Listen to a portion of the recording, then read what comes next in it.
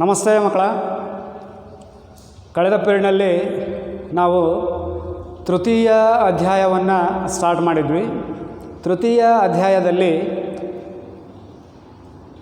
ಆಡಳಿತದ ಮೂಲಪದ, ಆಡಳಿತದ ಅರ್ಥ ಮತ್ತು ಆಡಳಿತದ ಮಹತ್ವ ಈ ವಿಷಯಗಳ ಬಗ್ಗೆ ತಿಳ್ಕೊಂಡಿದ್ವಿ. ಇವತ್ತು ಎರಡು ಪ್ರಮುಖವಾದಂತಹ ವಿಷಯಗಳ ಬಗ್ಗೆ ತಿಳಿದುಕೊಳ್ಳೋಣ. ಒಂದು ಸೇವೆಗಳ ಅಥವಾ ಸೇವೆಯ ವರ್ಗೀಕರಣ, ಮತ್ತೊಂದು ಕೇಂದ್ರ ರಾಜ್ಯ ಜಿಲ್ಲಾಡಳಿತಗಳು. ಈ ಎರಡೂ ಅಂಶಗಳಿಗೆ ಪೂರಕವಾಗಿ ಮಕ್ಕಳ ಸೇವೆಯ ವರ್ಗೀಕರಣ ಮತ್ತು ಕೇಂದ್ರಾಡಳಿತ, ರಾಜ್ಯಾಡಳಿತ, ಜಿಲ್ಲಾಡಳಿತ ಇದಕ್ಕೆ ಪೂರಕವಾಗಿ ಇಲ್ಲಿ ಭಾರತದ ವಿಭಾಗಗಳ ಬಗ್ಗೆ, ಕರ್ನಾಟಕದ ಬಗ್ಗೆ ಒಂದು ಎರಡು ಮಾತನ್ನು ನಾನು ತಮಗೆ ಹೇಳ್ತೇನೆ. ರೈಟ್? ಈ ಎರಡು ವಿಷಯಗಳನ್ನು ಇವತ್ತು ನಾವು ತಿಳ್ಕೊಳ್ಳೋಣ. ಯಾವುದು? ಸೇವೆಯ ವರ್ಗೀಕರಣ, ಕೇಂದ್ರ ರಾಜ್ಯ ಮತ್ತು ಜಿಲ್ಲಾಡಳಿತಗಳು. Dear children, in the previous period we have discussed the third chapter, that is administrative machinery in India. In that chapter we have already studied the origin, meaning and importance of civil service or administration. Right? Today we will discuss two important aspects. One is classification of service, another one is central, state and district administration. To supplementary for these two aspects, I have added about India and Karnataka, the basic aspects regarding India and Karnataka. Today mainly we will discuss two aspects. One is classification of services or classification of service. Another one is central, state and district administration. Right? Okay. ಮಕ್ಕಳ, ಇಲ್ಲಿ ಸೇವೆಯ ವರ್ಗೀಕರಣಗಳು. ಸೇವೆಯ ವರ್ಗೀಕರಣದಲ್ಲಿ ಮೂರು ಭಾಗಗಳಿವೆ. ಸೇವೆಯ ವರ್ಗೀಕರಣದಲ್ಲಿ ಮೂರು ವರ್ಗೀಕರಣಗಳಿವೆ. ಯಾವ್ಯಾವು ಅಂದರೆ ಕೇಂದ್ರ ಸೇವೆ, ಅಖಿಲ ಭಾರತ ಸೇವೆ, ರಾಜ್ಯ ಸೇವೆ. There are 3 categories or classifications in the service. One is central service, second one is all India service, third one is state service. ಏನು ಹೀಗಂದರೆ ಕೇಂದ್ರ ಸೇವೆ ಎಂದರೇನು? ಕೇಂದ್ರ ಸರ್ಕಾರದಿಂದ ನೇಮಕವಾದಂತಹ ಅಧಿಕಾರಿಗಳು ಕೇಂದ್ರ ಸರ್ಕಾರಕ್ಕೆ ಮಾತ್ರ ಸೇವೆ ಸಲ್ಲಿಸುವ ವರ್ಗವನ್ನು ಕೇಂದ್ರ ಸೇವಾ ವರ್ಗ ಎಂದು ಕರೆಯುತ್ತೇವೆ. ಕೇಂದ್ರ ಸರ್ಕಾರದಿಂದ ನೇಮಕವಾಗಿ ಕೇಂದ್ರ ಸರ್ಕಾರಕ್ಕೆ ಮಾತ್ರ ಸೇವೆ ಸಲ್ಲಿಸುವ ಅಧಿಕಾರಿಗಳ ವರ್ಗವನ್ನು ಕೇಂದ್ರ ಸೇವೆ ಎಂದು ಕರೆಯುತ್ತೇವೆ. ಫಾರ್ ಎಕ್ಸಾಂಪಲ್ ಕೇಂದ್ರ ಸೇವೆಗೆ ಉದಾಹರಣೆ IFS, IRS ಅಧಿಕಾರಿಗಳು, ಇಂಡಿಯನ್ ಫಾರಿನ್ ಸರ್ವಿಸ್, ಭಾರತ ವಿದೇಶ ಸೇವೆ ಮತ್ತು ಇಂಡಿಯನ್ ರೆವಿನ್ಯೂ ಸರ್ವಿಸ್ ಮತ್ತು ಇಂಡಿಯನ್ ರೈಲ್ವೆ ಸರ್ವಿಸ್ ಅದು ಬರ್ತದೆ. ಭಾರತ ರೈಲ್ವೆ ಸರ್ವಿಸ್ ಮತ್ತು ಭಾರತ ಕಂದಾಯ ಸರ್ವಿಸ್. ಅಂದ್ರೇನು ಮಕ್ಕಳ? ಕೇಂದ್ರ ಸೇವೆ ಅಂದ್ರೇನು? ಕೇಂದ್ರ ಸರ್ಕಾರದಿಂದ ನೇಮಕವಾಗಿ ಕೇಂದ್ರ ಸರ್ಕಾರಕ್ಕೆ ಮಾತ್ರ ಸೇವೆಯನ್ನು ಸಲ್ಲಿಸುವ ವರ್ಗ. ಅದ್ಯಾವುದು? IFS, ಇಂಡಿಯನ್ ಫಾರಿನ್ ಸರ್ವಿಸ್ ಅಂದರೆ ಭಾರತ ವಿದೇಶ ಸೇವೆ ಅಥವಾ ಭಾರತ ವಿದೇಶಿ ಸೇವೆ, ಭಾರತ ರೈಲ್ವೆ ಸೇವೆ, ಭಾರತ ಕಂದಾಯ ಸೇವೆ. ರೈಟ್?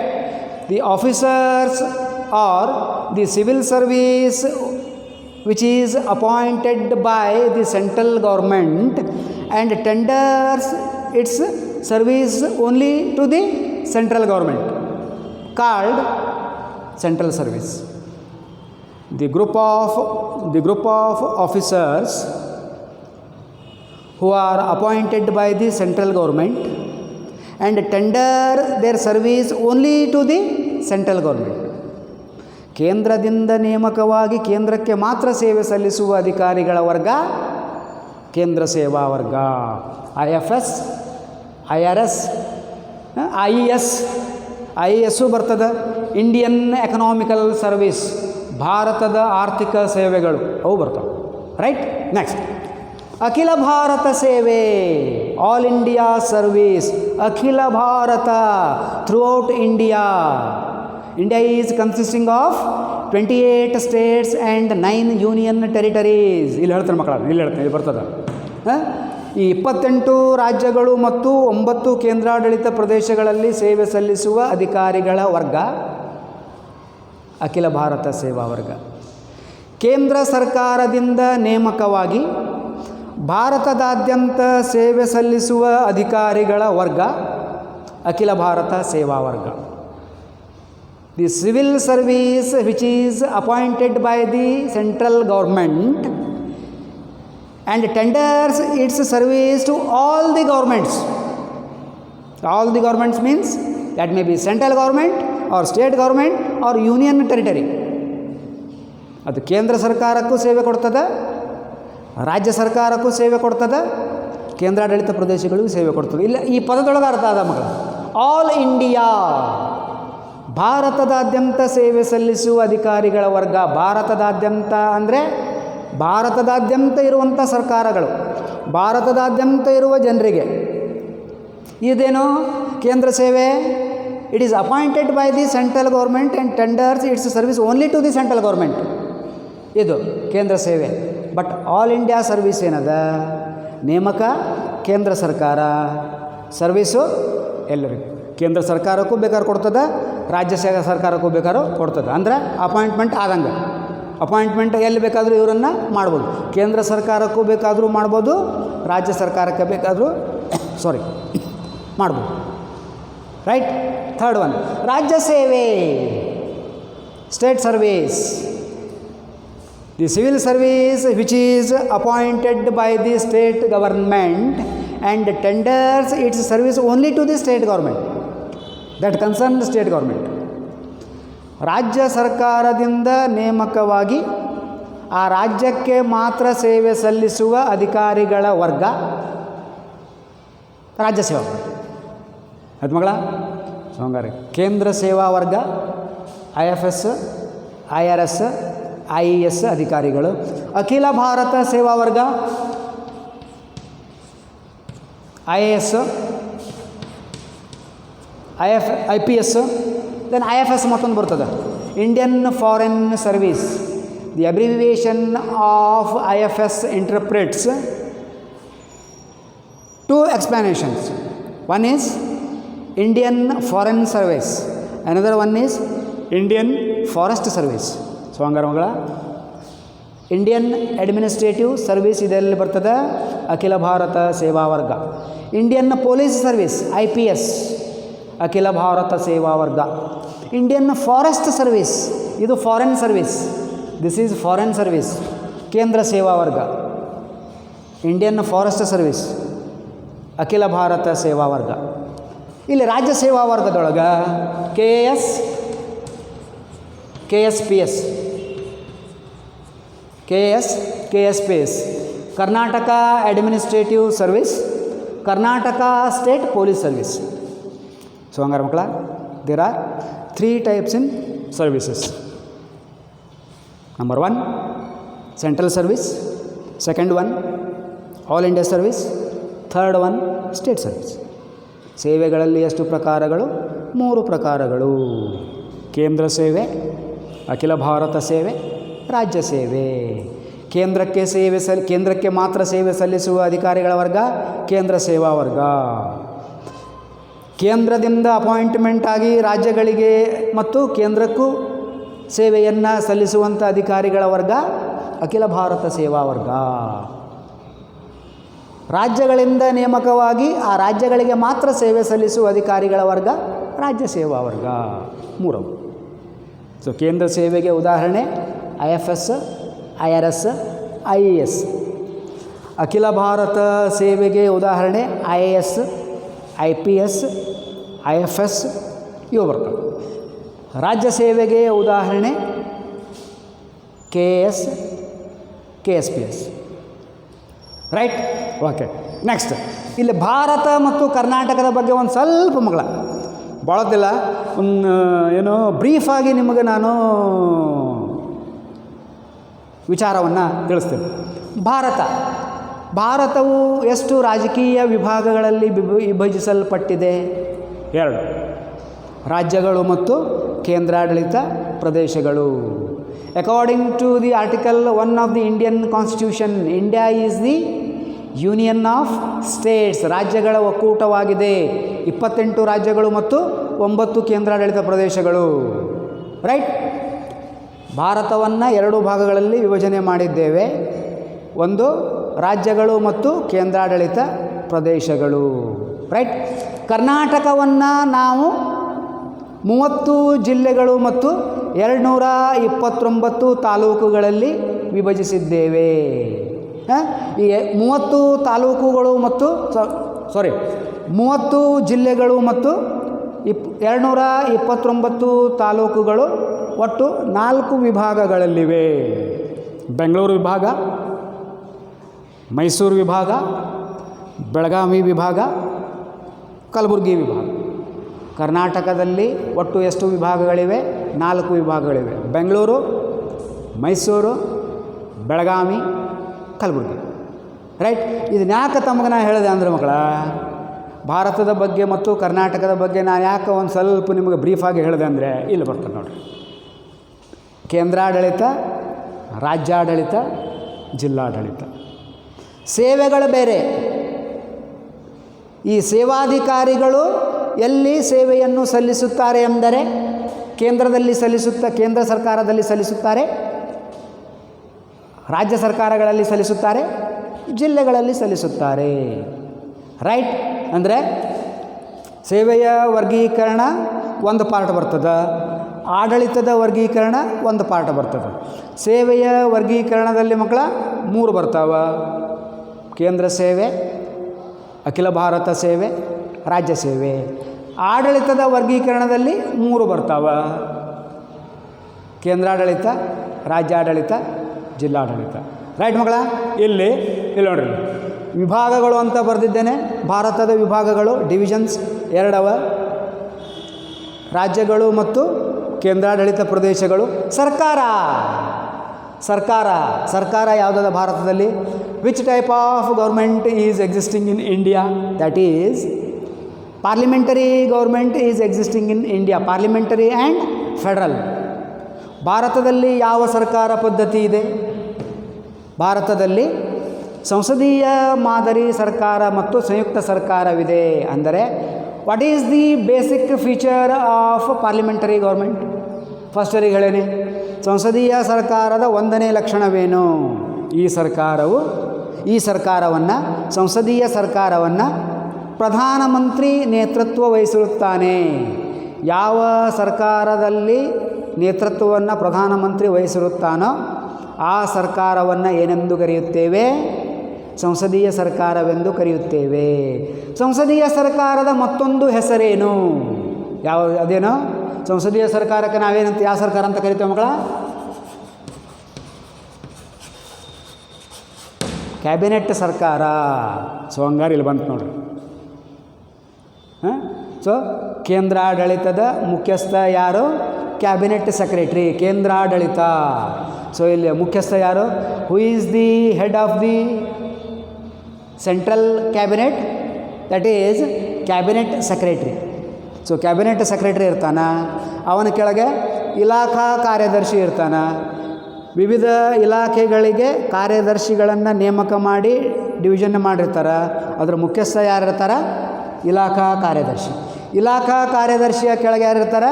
ಇಲಾಖಾ ಜಂಟಿ ಕಾರ್ಯದರ್ಶಿ. ರೈಟ್? ಇವರ ಕೆಳಗೆ ಉಪ ಕಾರ್ಯದರ್ಶಿ ಇರ್ತಾರೆ. ಸೊ ಹಂಗಾರೆ ಕೇಂದ್ರಾಡಳಿತದ ಮುಖ್ಯಸ್ಥ ಯಾರು? ಸಂಪುಟ ಕಾರ್ಯದರ್ಶಿ, ಕ್ಯಾಬಿನೆಟ್ ಸೆಕ್ರೆಟರಿ. ರೈಟ್? ಕ್ಯಾಬಿನೆಟ್ ಸೆಕ್ರೆಟರಿಯು ಕೇಂದ್ರ ಸರ್ಕಾರದ ಎಲ್ಲ ಆಡಳಿತ ವ್ಯವಸ್ಥೆಯನ್ನು ನೋಡಿಕೊಳ್ಳುತ್ತಾನೆ. ಓಕೆ? ರೈಟ್. ರಾಜ್ಯಾಡಳಿತ. ರಾಜ್ಯಾಡಳಿತದ ಮುಖ್ಯಸ್ಥ ಯಾರು? ಇಲ್ಲಿ ಬರ್ತದೆ ಮಕ್ಕಳು, ಇಲಾಖೆ ನೋಡಿ. ರಾಜ್ಯಾಡಳಿತದ ಮುಖ್ಯಸ್ಥ ಯಾರು? ಮುಖ್ಯ ಕಾರ್ಯದರ್ಶಿ, ಚೀಫ್ ಸೆಕ್ರೆಟ್ರಿ. ಚೀಫ್ ಸೆಕ್ರೆಟ್ರಿ ಕೆಳಗೆ ಇಲಾಖಾ ಕಾರ್ಯದರ್ಶಿ ಇರ್ತಾನೆ. ಒಂದೊಂದು ಇಲಾಖೆಗಳಿರ್ತವೆ. ಶಿಕ್ಷಣ ಇಲಾಖೆ, ಆರೋಗ್ಯ ಇಲಾಖೆ, ಹಣಕಾಸು ಇಲಾಖೆ, ಸಾರಿಗೆ ಇಲಾಖೆ, 38ರಿಂದ 42 ಮಟ್ಟ ಇಲಾಖೆಗಳವ ಮಕ್ಕಳ. ಆ ಪ್ರತಿಯೊಂದು ಇಲಾಖೆಗೂ ಯಾರಿರ್ತಾರೆ? That may be in the central government or state government. ಇಲ್ಲೂ ಅಷ್ಟೇ ಅವೆ, ರಾಜ್ಯಕ್ಕಿಂತ ಹೆಚ್ಚಿಗೆ ಇಲ್ಲವೆ. ಸುಮಾರು 50ರವರೆಗೂ ಇಲ್ಲಿ ಇಲಾಖೆಗಳವೆ, 50ರಿಂದ 52. ಸೊ ಕರ್ನಾಟಕದಲ್ಲಿ 40ರಿಂದ 38ರಿಂದ 42ರವರೆಗೂ ಇಲಾಖೆಗಳು, ರೈಟ್?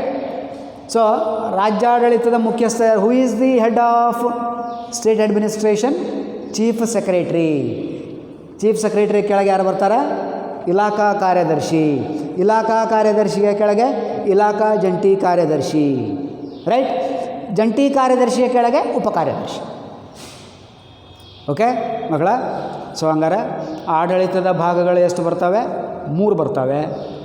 ಕೇಂದ್ರಾಡಳಿತ, ರಾಜ್ಯಾಡಳಿತ, ಜಿಲ್ಲಾಡಳಿತ. ಕೇಂದ್ರಾಡಳಿತದ ಮುಖ್ಯಸ್ಥ ಯಾರು? ಸಂಪುಟ ಕಾರ್ಯದರ್ಶಿ, cabinet secretary. Because India is having the cabinet type of government. The cabinet is the principal administrator of India. The head of the cabinet in India is the prime minister, right ಮಕ್ಕಳ? ಅಂದರೆ ಭಾರತದಲ್ಲಿ ಸಂಸದೀಯ ಸರ್ಕಾರವಿದ್ದು ದೇಶದ ಪ್ರಮುಖ ತೀರ್ಮಾನಗಳನ್ನು cabinet ಮಾಡುತ್ತದೆ. ಈ ಕ್ಯಾಬಿನೆಟ್ನ ಮುಖ್ಯಸ್ಥ ಯಾರು? ಪ್ರಧಾನಮಂತ್ರಿ. ಸೊ ಹಂಗಾರೆ ಕ್ಯಾಬಿನೆಟ್ ತೆಗೆದುಕೊಂಡಂಥ ತೀರ್ಮಾನಗಳನ್ನು ನೋಡಿಕೊಳ್ಳುವಂಥ ಜವಾಬ್ದಾರಿ, ಜಾರಿಗೆ ತರುವಂಥ ಜವಾಬ್ದಾರಿ ಯಾರ್ದು? Cabinet secretary. So cabinet secretary is the head of central administration, right ಮಕ್ಕಳ? The chief secretary is the head of state administration. Coming to district administration, ಜಿಲ್ಲಾಡಳಿತ. ಜಿಲ್ಲಾಡಳಿತದ ಮುಖ್ಯಸ್ಥ ಯಾರು? DC, deputy commissioner, district collector. ಇವರಿಗೆ ಸಬಾರ್ಡಿನೇಟ್ ಆಗಿ ADC ಇರ್ತಾರೆ, additional deputy commissioner. DCಗೆ ಮಕ್ಕಳ ಕನ್ನಡದೊಳಗೆ ನಾವೇನಂತ ಕರಿತೀವಿ? ಜಿಲ್ಲಾಧಿಕಾರಿ, ರೈಟ್? ಜಿಲ್ಲಾಧಿಕಾರಿ ಅಂದರೂ ಒಂದೇ, ಡೆಪ್ಯೂಟಿ ಕಮಿಷನರ್ ಅಂದರೂ ಒಂದೇ, ಡಿಸ್ಟ್ರಿಕ್ಟ್ ಕಲೆಕ್ಟರ್ ಅಂದರೂ ಒಂದೇ, ರೈಟ್?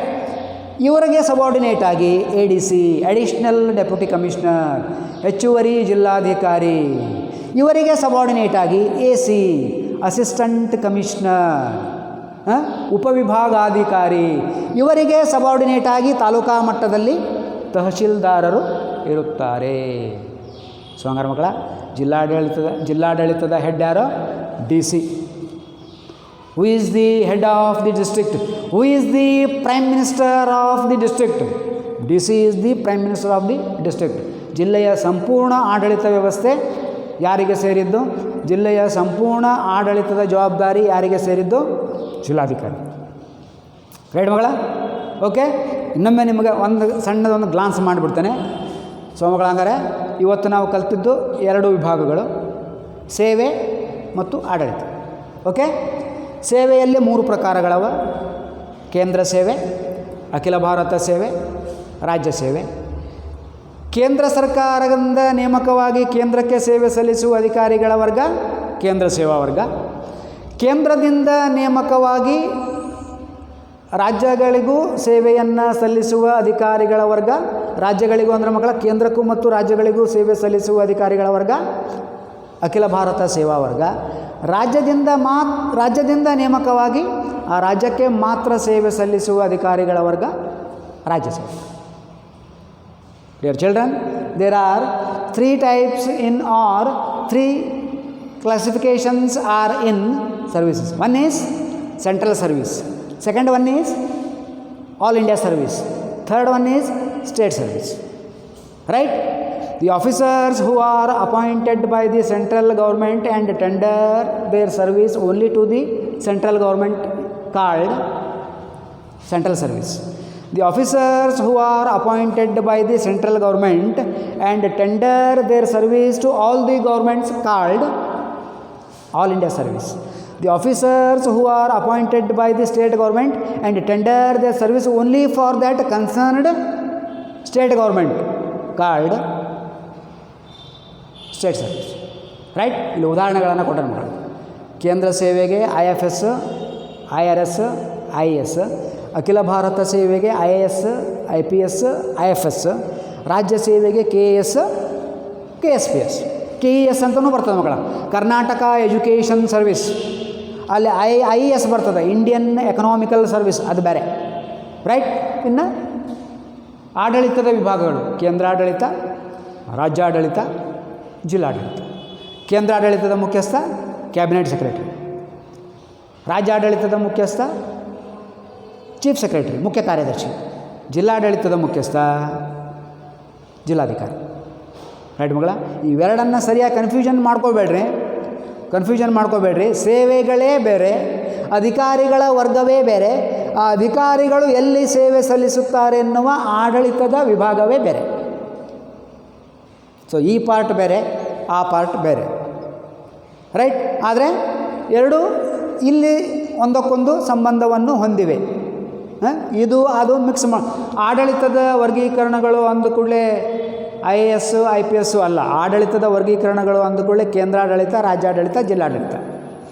ಸೇವೆಯ ವರ್ಗೀಕರಣಗಳು ಅಂದ ಕೂಡಲೇ ಕೇಂದ್ರ ರಾಜ್ಯ ಅಲ್ಲ, ಕೇಂದ್ರ ಸೇವೆ, ಅಖಿಲ ಭಾರತ ಸೇವೆ, ರಾಜ್ಯ ಸೇವೆ. ಸೊ ಸೇವೆಗಳು ಒಂದು ಕಡೆ, ಆಡಳಿತದ ಭಾಗಗಳು ಒಂದು ಕಡೆ. ರೈಟ್ ಮಗಳ. ಇದನ್ನು ಸರಿಯಾಗಿ ತಿಳ್ಕೊಳ್ರಿ. ಆಮೇಲೆ I have one request for you all. ಮಗಳ, ದಯವಿಟ್ಟು ಎಲ್ಲರೂ ನ್ಯೂಸ್ ಪೇಪರನ್ನು ಓದ್ರಿ. ನಾನು ಫಸ್ಟ್ ಪೀರಿಯಡ್ನೊಳಗೆ ತಮಗೆ ಹೇಳಿದ್ದೆ, ಈಗ ಭಾರತದಾದ್ಯಂತ ರೈತ ಚಳುವಳಿಗಳು ನಡೀತಾ ಇದೆ. ರೈತ ಚಳುವಳಿ ಬಗ್ಗೆ ನೀವು 4ನೇ ಚಾಪ್ಟರ್ನೊಳಗೆ ಕಲಿತೀರಿ. ಸಾಕಷ್ಟು ವಿಷಯಗಳು ನ್ಯೂಸ್ ಪೇಪರ್ನಲ್ಲಿ ಬರುವಂಥ ಸಾಕಷ್ಟು ವಿಷಯಗಳು ಏನವ ನಿಮಗೆ ಈ ಸಲ ಸೆಕೆಂಡ್ ಇಯರಿಗೆ ನೀವು ಪೊಲಿಟಿಕಲ್ ಸೈನ್ಸ್ನೊಳಗೆ ಕಲಿತೀರಿ. ಸೊ ಎಲ್ಲರೂ ತಪ್ಪದೇ ನ್ಯೂಸ್ ಪೇಪರನ್ನು ಓದಬೇಕು. ನೀವು ನ್ಯೂಸ್ ಪೇಪರ್ ಓದಲಿಲ್ಲಪ್ಪ ಅಂದ್ರೆ ಪೊಲಿಟಿಕಲ್ ಸೈನ್ಸ್ ನಿಮಗೇನೂ ಅರ್ಥ ಆಗೋದಿಲ್ಲ, ಕಲಿತು ಏನೂ ಉಪಯೋಗ ಇಲ್ಲ. ರೈಟ್ ಮಗಳ. ಸೊ ನೆಕ್ಸ್ಟ್ ಪೀರಿಯಡ್ನೊಳಗೆ ನೆಕ್ಸ್ಟ್ ಟಾಪಿಕ್ನೊಂದಿಗೆ ಭೇಟಿಯಾಗೋಣ. ರೈಟ್. Thank you.